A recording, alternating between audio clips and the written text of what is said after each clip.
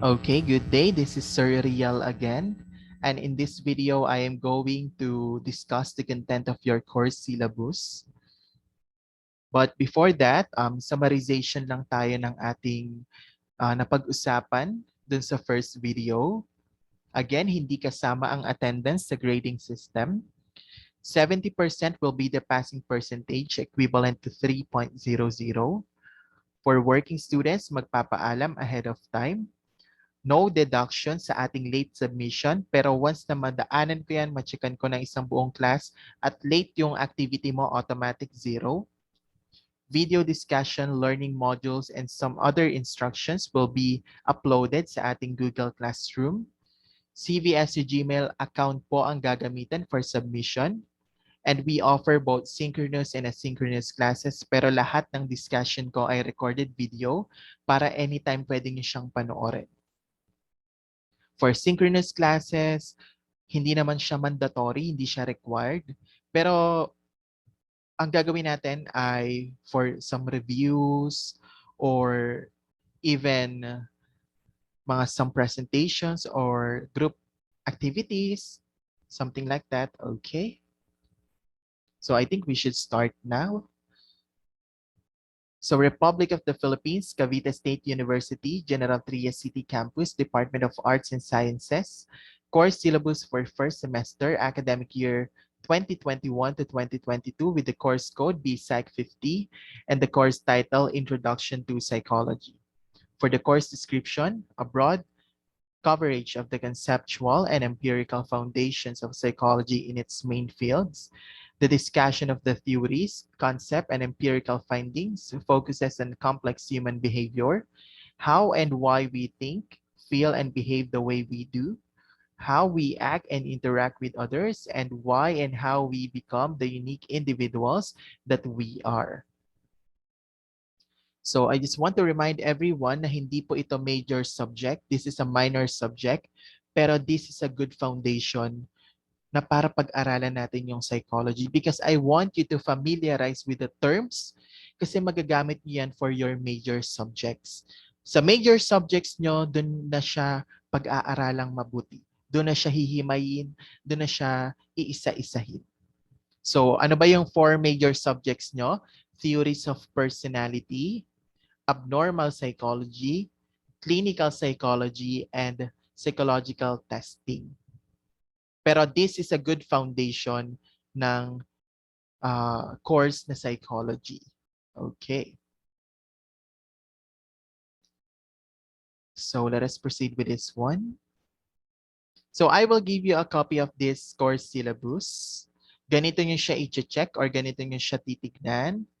First, we have the week number, kung ilang week or weeks natin siyang gagawin. Next, we have intended learning outcomes or the ILO. Ano ba yung kailangang ma-meet ni student after matapos ng topic? And then we also have the topic itself. Teaching and learning activities or the TLA. Kumbaga, pag sinabi nating TLA, instruction.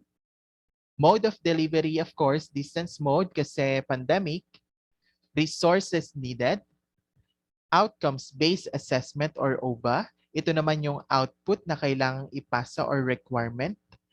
And due date of submission and of output. So yan, check natin yung week number 1. For week number 1, yung ILO niya, after the completion of the chapter, students will be able to introduce oneself and set expectations for the course, manifest understanding of the vision, mission, and goals of the university and the significance of gender and development, and familiarize oneself with course requirements and regulations. So nagawa na naman natin to during yung pangkalahatan na student orientation. Meron din tayo doon sa BSP, sa ALPS. And also, now, ginagawa natin during my recorded video. For your topic, we have orientation or course orientation. For the TLA, of course, some instruction like kailangan pumunta ng Google Classroom, okay? Mag-join sa ating Facebook group, or even ano yung gagawin natin for the whole semester. Mode of delivery again, distance mode, resources needed such as the PowerPoint presentation, your learning module, video clips, and etc. For outcomes-based assessment, reflection paper. By the way, binigyan ko na kayo ng guided question. Make sure na doon lang siya magfo-focus. Okay? Huwag kayong gumawa ng separate na reflection paper. Ang focus nyo dun sa 3 questions na binigay ko. Kailan po yung deadline of submission na yon? Ipapasa ng before the end of first week. So, kung ngayon ko siya ibinigay, ano ba ngayon? Ngayon ay September 18. Ipapasa niyo pa siya ng, okay, wait for a while. 25, September 25. So napakahaba ng deadline natin. Ano? Okay. So for week number 2, check nyo na lang yung ating ILO. Topic will be the nature of psychology, such as the definition of psychology, goals and significance of psychology, historical development of psychology, psychology in the Philippine settings, and etc. For your OBA, ano yung gagawin natin? Here, infographics. Make an infographic about a pioneer in psychology and upload it on Facebook to be shared and commented on by other groups. So, pwede natin gamitin dito yung ating Facebook group. Kailan yung deadline of submission? 3rd week or end of 3rd week. So, for your OBA also, magkakaroon din tayo ng chapter quiz or chapter assessment. Ipapasa before the end of 2nd week. So, probably this week. Or probably next week because mag-start tayo ng Tuesday. So, dapat magawa nyo na siya ng entire week na yun. Next, for week number 3, paki-check yung ILO again. After the completion of the chapter, students will be able to define and recognize the different areas and functions of the central and peripheral nervous system, describe the structure of the neurons and its electrochemical process, and etc. So for your topic, we are going to talk about the neurobiological basis and neurobiological basis of behavior, such as the nervous system, neurons and neurotransmitters, central nervous system, brain, peripheral nervous system, and etc. For your OBA, paki-check ano yung kailangan ipasa na output, literature review, reading of any research, journal, article related to the nervous system or endocrine system, and giving a summary minimum of 5 sentences with proper citation. Deadline of the output, end of 4th week. Next, for week 4 to 5, we are going to talk about the human development, such as the human reproduction and conception, theories on human development, Freud's psychosexual development theory, Erikson's psychosocial development theory, and Piaget's cognitive development theory. For your OBA, ang ipapasa, we have bridging the generation gap, interviewing a senior citizen about adolescence, and magkakaroon din kayo ng chapter quiz or chapter assessment for this week. For week number 6, we will going to talk about naman sensation and perception, such as sensory system, vision, auditory, olfactory, gustatory, and etc. And then for your OBA, ang ipapasa nyo ay develop a game that will show how our brain perceives certain sensation. So more on peer evaluation ito.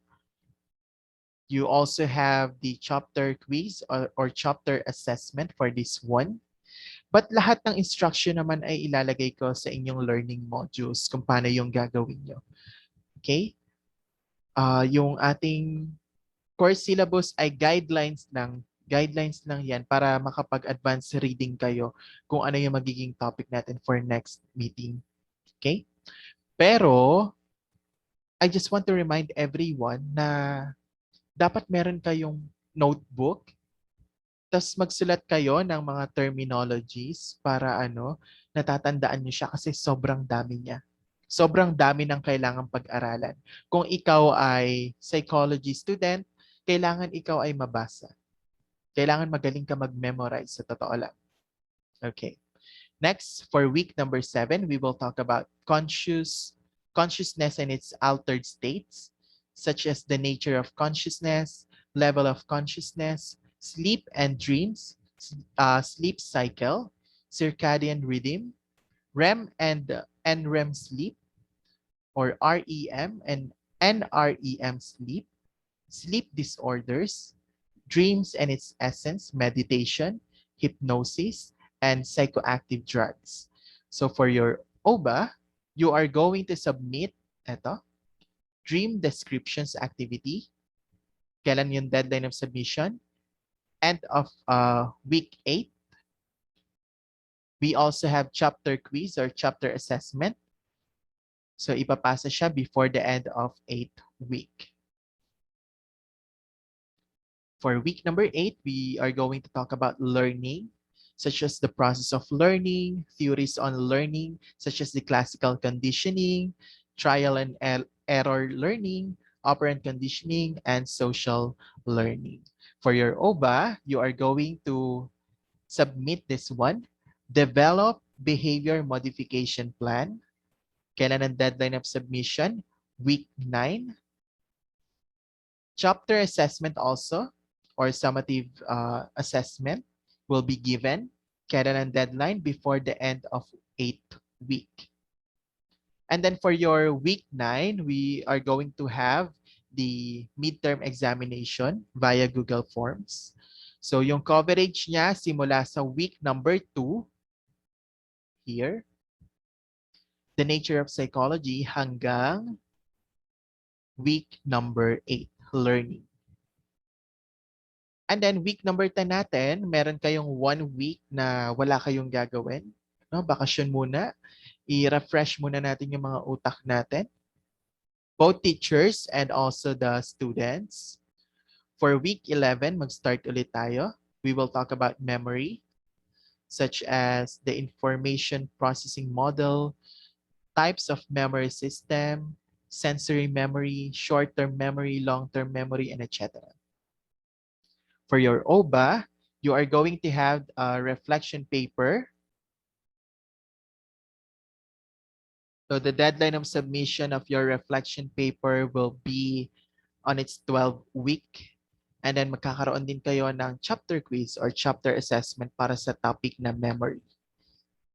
Next, week number 12, we will talk about the cognition, thinking, intelligence and language, how people think, problem solving, intelligence, such as theories of intelligence, measures of intelligence, and also the language.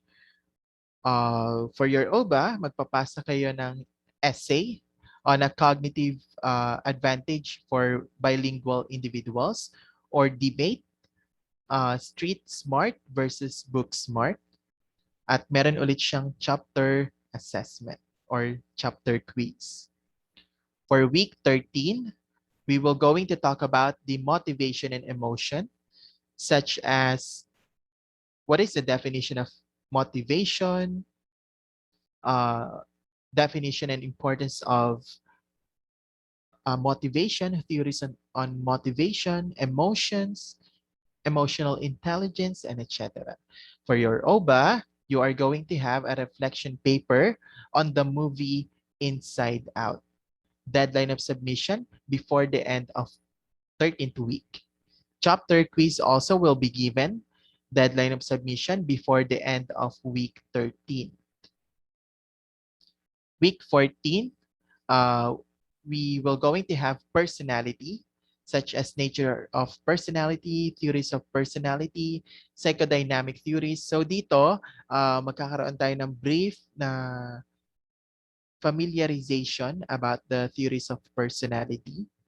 Okay? Pero hindi natin siya papalawakin ng sobra kasi pag-aaralan nyo ulit siya by, I think, next semester.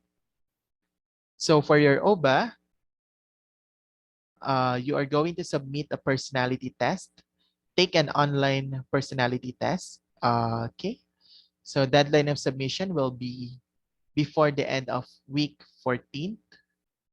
And then week 15, pag-aaralan natin ng abnormal psychology such as the history of abnormality, basic criteria of our abnormality, classifications and specific forms of psychological disorders, and prevention and treatment of psychological disorders.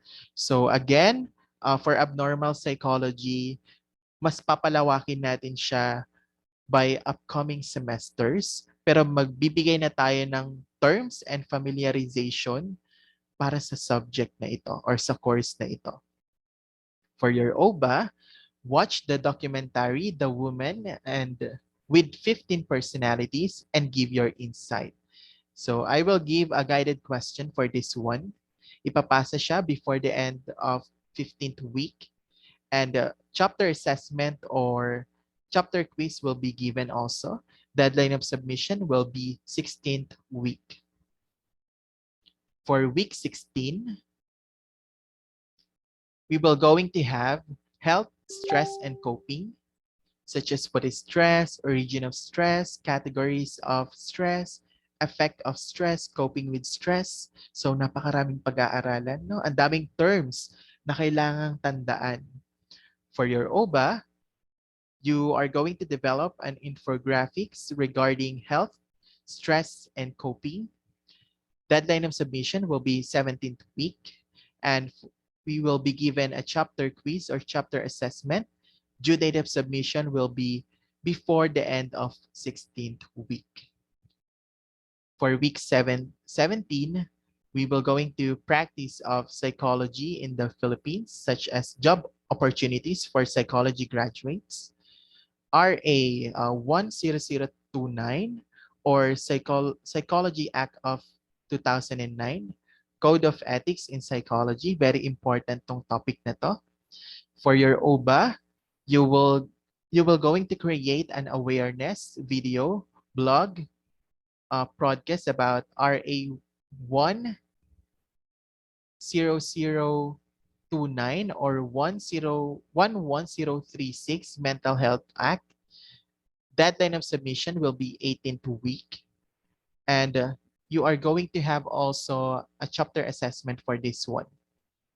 And then week 18 natin ay final examination via Google Forms. So ang gagawin lang natin dito ay more on lectures, memorization, some reviews, chapter assessment, and then also recitation can be. Because very important in introduction to psychology na ma-familiarize kayo with the words, with the terms.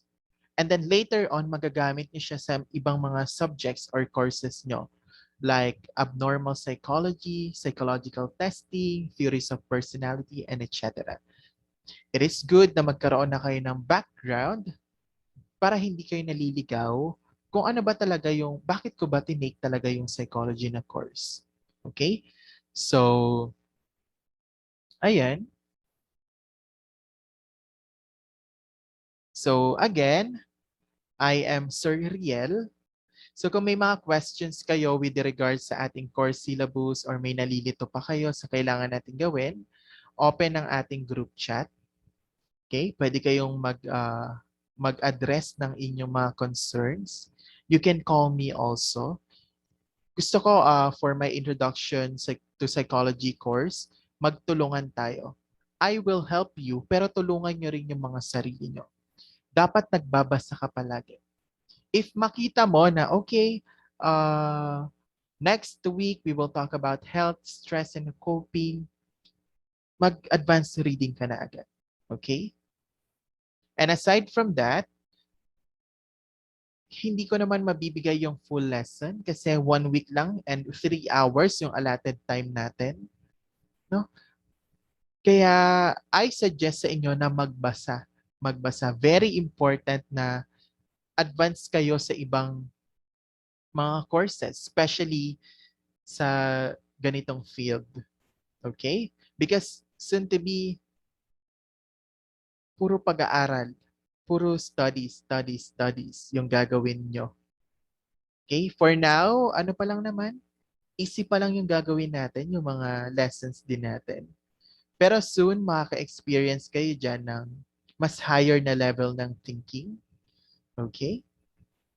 Ang focus lang muna natin ay foundation ng psychology. Ma-familiarize ka lang doon sa terminologies. And also, hopefully, walang bumagsak. Okay? So, once again, I am Sir Riel. Hopefully, magkaroon tayo ng harmonious relationship with each other. And kita-kits sa ating mga synchronous classes. Kung may mga questions kayo, always open naman si Sir. Okay? So, thank you so much and God bless us all.